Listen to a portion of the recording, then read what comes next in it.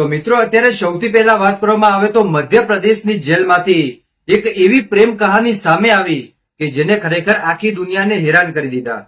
મિત્રો વાત કંઈક એવી કે જેલમાં જે મિત્રો કેદી હતો એ મર્ડરનો આરોપી હતો. છેલ્લા ઘણા બધા સમયથી એ જેલ કાપી રહ્યો હતો. ત્યારબાદ જેલની દેખરેખ રાખવા માટે ત્યાં એક પોલીસ મહિલા હતી.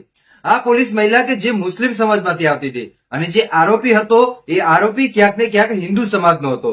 હવે મિત્રો આ મુસ્લિમ બેન કે જેમને એ આરોપી જોડે પ્રેમ થઈ ગયો. હવે તમે કહેતા છો કે ભાઈ કે આ કેવી કહાની કે પ્રેમ કઈ રીતે થઈ જાય.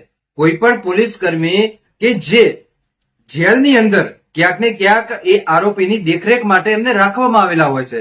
પરંતુ અહીંયા એક એવી ઘટના આવી કે જ્યાં મિત્રો આ મુસ્લિમ પોલીસ બહેન કે જેમને એ મર્ડરના આરોપી જોડે પ્રેમ થઈ ગયો.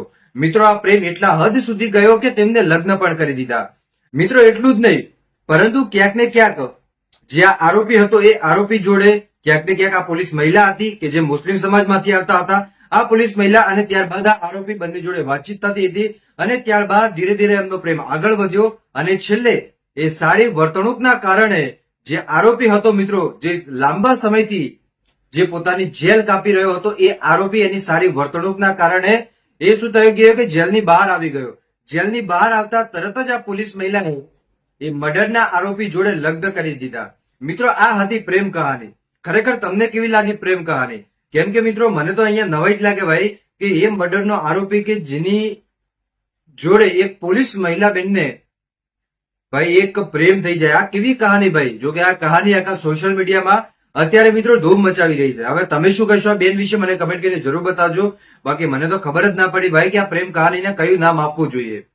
હવે તમને શું લાગે મારા ભાઈઓ મને કમેન્ટ કરીને જરૂર બતાવજો. બાકી મળીશું આપણે નવા વિડીયોમાં નવા ટોપિક સાથે.